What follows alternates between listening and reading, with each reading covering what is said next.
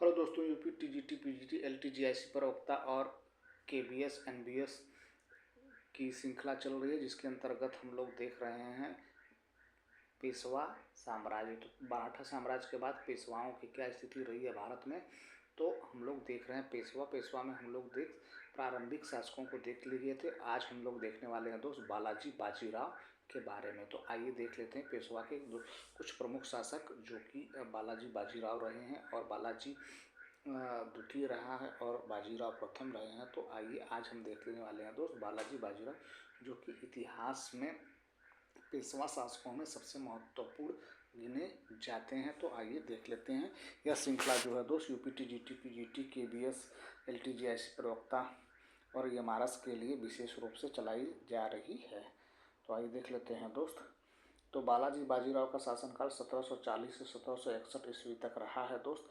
बाजीराव की मृत्यु के बाद उसका पुत्र बालाजी बाजीराव नाना साहब के नाम से प्रसिद्ध हुआ पेशवा बना। वह अपने पिता के समान योग्य सैनिक और सेनापति नहीं था।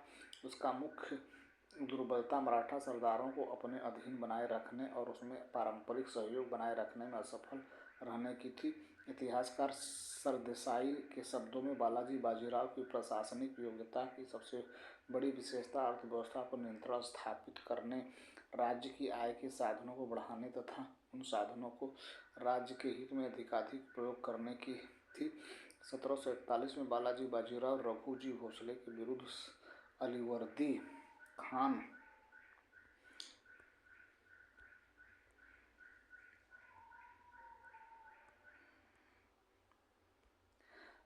खान की मदद के लिए मुर्शिदाबाद प्रस्थान किया तथा रघुजी भोसले को युद्ध में पराजित कर संधि के लिए बाध्य किया। अलीवर्दी खां पेशवा को बंगाल पर चौथ की वसूली तथा सेना के व्यय के लिए 22 लाख रुपए की धनराशि देने पर सहमत हो गया। 1741 में मुगल बादशाह ने एक संधि करके मालवा पर मराठों के अधिकार को वैधता प्रदान की। 15 दिसंबर 1749 को साहू जी का निधन हो गया। उनके कोई संतान नहीं थी। अपनी मृत्यु के पूर्व ही उन्होंने ताराबाई के पौत्र राजा राम द्वितीय को अपना उत्तराधिकारी नियुक्त किया। जनवरी 1750 में राजा राम द्वितीय का छत्रपति के रूप में राज्याभिषेक हुआ, किंतु ताराबाई ने राजनीति पर नियंत्रण स्थापित करने के लिए षड्यंत्र करना प्रारंभ किया। दूसरी ओर राजा राम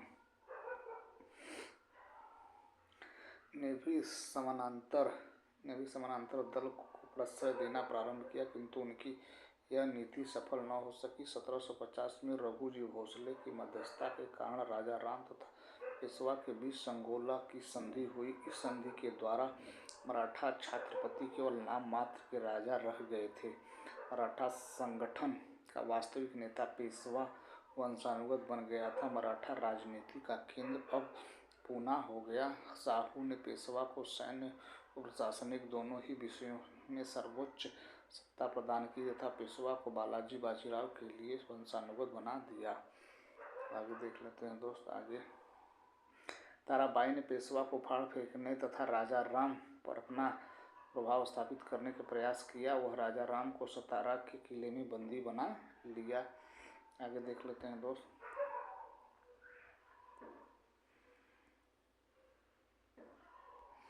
1752 ईस्वी में पेशवा ने मुगल बादशाह से संधि की।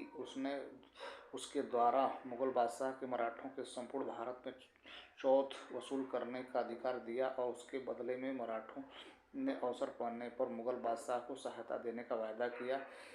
इस संधि से मराठे प्रत्यक्ष रूप से दिल्ली की राजनीति से संबंधित हो गए तथा मराठा शक्ति अपने चरम पर पहुंच गई। 1754 में मराठे रघुनाथ राव के नेतृत्व में दिल्ली पहुंचे और वजीर गाजीउद्दीन की सहायता करते हुए उन्होंने अहमद शाह को सिंहासन से हटाकर आलमगीर द्वितीय को मुगल बादशाह बना दिया। 1757 में मराठों ने रघुनाथ राव के नेतृत्व में पुनः दिल्ली पर आक्रमण किए तथा अहमद शाह अब्दाली के प्रतिनिधि नजीब उद्दौला को मीर बख्शी पद से हटाकर अहमद शाह को बंगस को उस पद पर नियुक्त किया। 1758 तक उसने सरहिंद तथा लाहौर पर भी अधिकार कर लिया। बाजीराव तथा बालाजी बाजीराव की नीति में एक अंतर यह था कि जहां बाजीराव को उत्तर की राजनीति में गहरी दिलचस्पी थी, वहां बालाजी बाजीराव दक्कन की राजनीति में विशेष रूप से रुचि रखता था। 1752 में झलकी की संधि में निजाम ने मराठों को बरार का आधा क्षेत्र दे दिया। बालाजी ने अपनी सेना में गैर मराठों को भी भर्ती किया। अगला देखते हैं दोस्त, पानीपत की तृतीय लड़ाई। पानीपत की तृतीय लड़ाई हुई थी तो 14 जनवरी 1761 ईस्वी में। पानीपत का तृतीय युद्ध मुख्यतः दो कारणों का परिणाम रहा। प्रथम, नादिर शाह की भांति अहमद शाह अब्दाली भी भारत को लूटना चाहता था। दूसरा, मराठे हिंदू बादशाही की भावना से प्रेरित होकर दिल्ली पर प्रभाव स्थापित करना चाहते थे। रोहिला सरदार नजीबुद्दौला तथा अवध के नवाब शुजाउद्दौला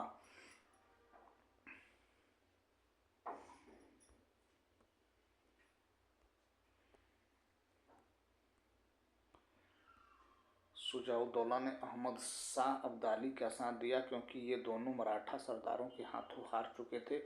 इस युद्ध में पेशवा बालाजी बाजीराव ने अपने नाबालिग बेटे विश्वनाथ राव के नेतृत्व में एक शक्तिशाली सेना भेजी, किंतु वास्तविक सेनापति उसका चचेरा भाई सदाशिवराव भाऊ था। इस फौज का एक महत्वपूर्ण भाग यूरोपीय ढंग से संगठित पैदल और तोपखाने की टुकड़ी, जिसका नेतृत्व इब्राहिम खान गाजी कर रहा था। 14 जनवरी 1761 को मराठों के आक्रमण आरंभ किया। मल्हार राव होलकर युद्ध के बीच ही भाग निकला। मराठा फौज के पैर पूरी तरह उखड़ गए। पेशवा का बेटा विश्वास राव, जसवंत राव, सदाशिवराव भाऊ, तुकोजी सिंधिया और अन्य अनगिनत मराठा सेनापति करीब 28,000 सैनिकों के साथ मारे गए।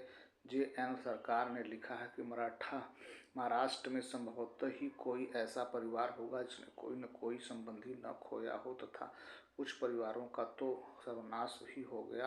पानीपत के तृतीय युद्ध में प्रत्यक्षदर्शी काशीराज पंडित के शब्दों में पानीपत का तृतीय युद्ध मराठों के लिए प्रलयकारी सिद्ध हुआ। मराठों की स्वराज्य का मुख्य कारण सदाशिवराव की कूटनीतिक सफलता, अब्दाली की तुलना में उसका दुर्लभ सेनापतित्व था। पानीपत की तृतीय युद्ध में नजीबुद्दौला अब्दाली के प्रतिनिधि के रूप में दिल्ली पर शासन किया। पानीपत के द्वितीय युद्ध में मराठों को एकमात्र मुगल वजीर इमाद उल मुल्क का समर्थन प्राप्त था, जबकि राजपूतों, सिखों तथा जाटों ने मराठों का साथ नहीं दिया। पानीपत के तृतीय युद्ध में 1761 में मराठों के पराजय की सूचना बालाजी बाजीराव को एक व्यापारी द्वारा कूट संदेश के रूप में पहुंचाई गई, जिसमें कहा गया कि 2 मोती विलीन हो गए, 22 सोने की मोहरें लुप्त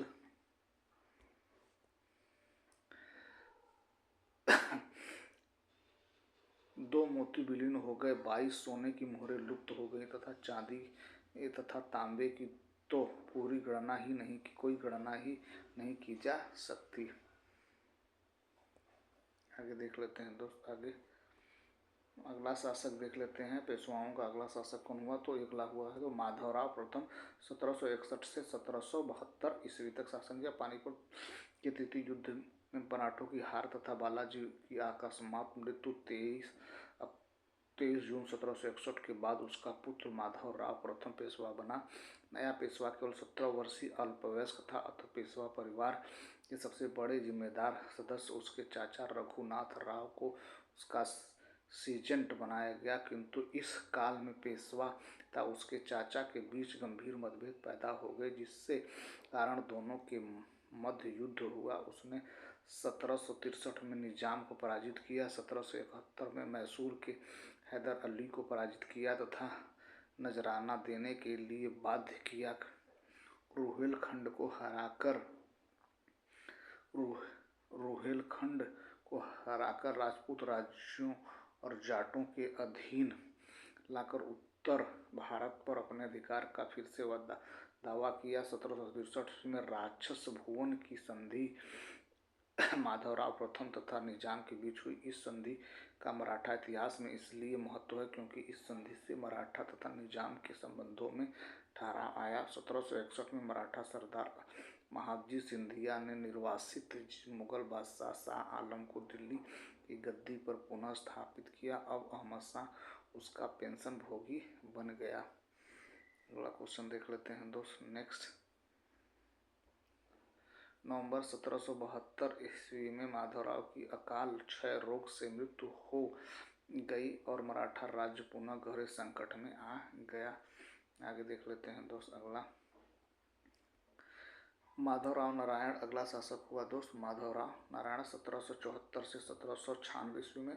1774 ईस्वी में पेशवा नारायण राव की हत्या के पश्चात बार भाई के परिषद ने उसके पुत्र माधवराव नारायण को पेशवा बनाया। नाना फडणवीस के अंतर्गत एक काउंसिल ऑफ रीजेंसी का गठन किया गया। वास्तविक शासक अब इसी परिषद के हाथों में निहित था। माधवराव नारायण के शासन में प्रथम आंग्ल मराठा युद्ध हुआ था। अगला शासक देख लेते हैं दोस्त। बाजीराव द्वितीय 1796 से 1818 ईस्वी तक शासन किया। माधव नारायण की मृत्यु के पश्चात राघोबा का पुत्र बाजीराव द्वितीय पेशवा बना। वह एक अकुशल शासक था जिसने अपनी स्थिति बचाए रखने के लिए एक अधिकारी दूसरे अधिकारी से मतभेद प्रारंभ कराया। इससे मराठा बंधुत्व पर गहरा धक्का लगा। 1702 ईस्वी में बासिन की संधि के तहत सहायक संधि स्वीकार कर लेने से मराठा अधिकारियों में मतभेद प्रारंभ हो गया। सिंधिया तथा भोसले ने इस संधि का गहरा विरोध किया। तो ये रहा दोस्त आज के प्रमुख वीडियो। कल से हम लोग देखेंगे आंग्ल मराठा युद्ध। ठीक है दोस्त, तो हमारा प्रयास कैसा लगा, हमारा प्रयास ठीक लगा तो हमारे चैनल को सब्सक्राइब करें, अपने दोस्तों को शेयर करें। Thank you so much for watching this video.